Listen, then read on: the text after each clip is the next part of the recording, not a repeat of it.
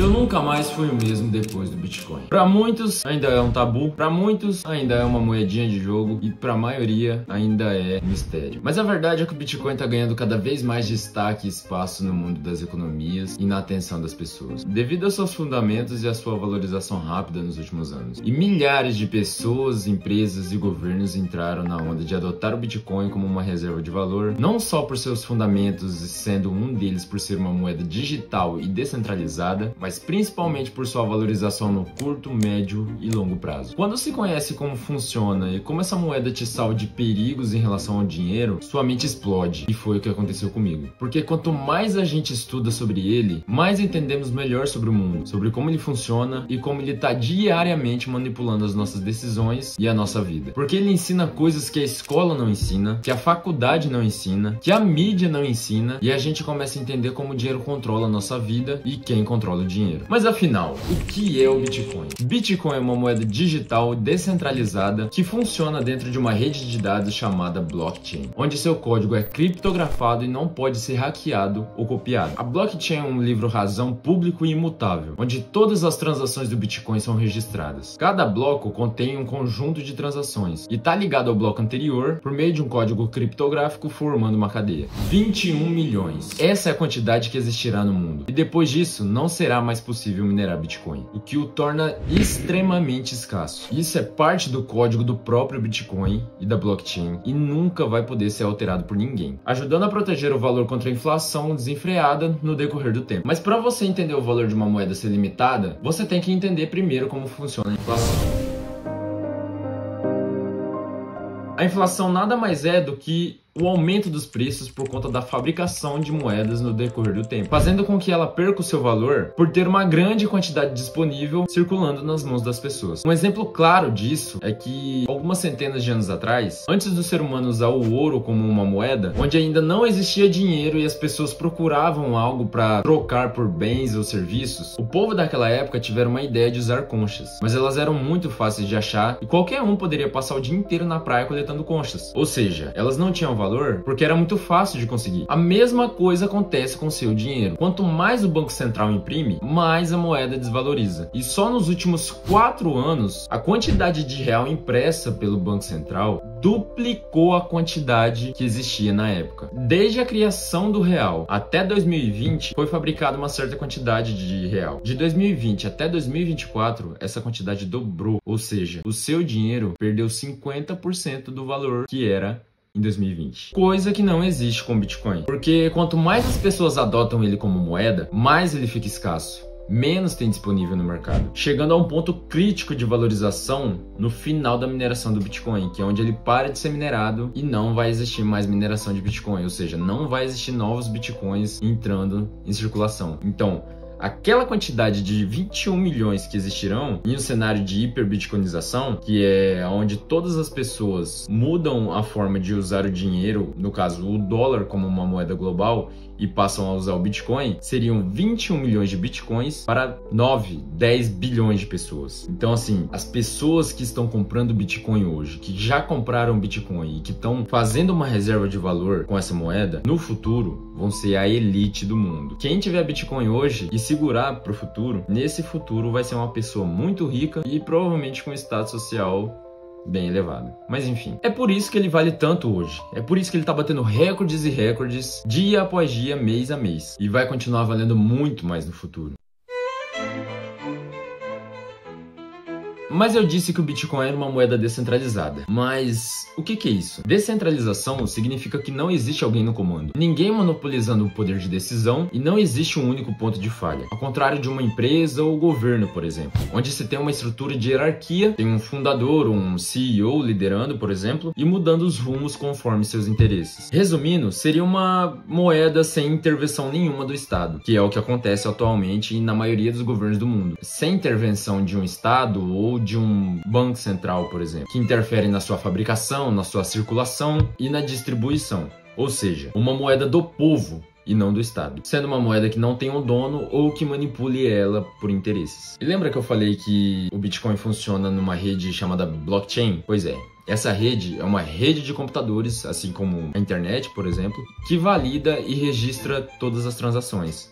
Então, qualquer pessoa dentro da rede do Bitcoin, consegue ver todas as transações sendo feitas, mas não consegue saber quem que é. O Bitcoin usa um algoritmo chamado Proof of Work, que exige que os mineradores resolvam problemas complexos matemáticos para validar as transações e adicionar novos blocos na rede. Isso também garante a segurança da rede. É isso que se chama mineração. São os mineradores que resolvem problemas matemáticos com computadores, supercomputadores. Resolvendo esses problemas matemáticos, eles recebem uma recompensa da rede, que seria blocos, né? Que seriam os blocos que dentro desses blocos tem certas quantidades de Bitcoin. A cada 4 anos acontece o halving, que é uma quebra desse sistema pela metade, e todos os blocos validados a partir dessa quebra de sistema, a recompensa cai pela metade. A cada 4 anos, a quantidade de Bitcoin minerado é diminuída pela metade. Então, nesse período de tempo, o Bitcoin sempre se valoriza cada vez mais, porque a oferta diminui e a demanda cresce exponencialmente, que é o que anda acontecendo ultimamente. Uma vez que a transação é registrada e confirmada na blockchain, ela não pode ser alterada ou excluída. É um sistema rígido, criptografado e que não pode ser mudado. Isso garante a integridade de todos os dados de toda a rede do Bitcoin. Então é como se fosse um cofre impenetrável que não tem como ninguém mudar os fundamentos da rede e do Bitcoin. O Bitcoin utiliza uma criptografia muito avançada para proteger as transações, proteger as carteiras e até a própria rede. As chaves públicas e privadas, que são as palavras passe, né, que você usa para baixar a sua carteira do Bitcoin em qualquer outra wallet, permite que os usuários enviem e recebam os fundos de forma segura e validada. Além disso, ele garante um grande anonimato, que foi o que eu falei anteriormente. Por mais que as transações do Bitcoin sejam públicas, as transações que acontecem dentro da rede não estão diretamente ligadas ao usuário. Então, se você faz qualquer transação com ele, ninguém vai saber da sua identidade, proporcionando a todos os usuários um ótimo grau de anonimato, que não é o que anda acontecendo com o nosso real, Pix, Drex e enfim. E uma das grandes vantagens do Bitcoin é a acessibilidade global, que diferente do Pix, que exige horários para certas quantias, que não pode ser enviado para qualquer pessoa em qualquer lugar, o Bitcoin pode ser enviado e recebido a qualquer hora em qualquer lugar do planeta, sem necessidade de intermediários como bancos ou qualquer outra instituição financeira, tornando uma alternativa global e eficiente para qualquer tipo de transação ao redor do planeta. Uma revolução que essa moeda traz para o mundo é a resistência à censura. Por ser descentralizado, o Bitcoin é resistente a censuras e interferências de terceiros. Nenhuma entidade pode bloquear transações ou confiscar o seu fundo. No caso, seria o dinheiro que você tem em conta, uma reserva de valor, ou seja lá qualquer outra coisa que você tenha em conta. A gente tem um exemplo claro disso que aconteceu nos anos 90 com o governo do Collor, que congelou, tirou, confiscou o dinheiro da maioria da população, se não toda a população do Brasil naquela época,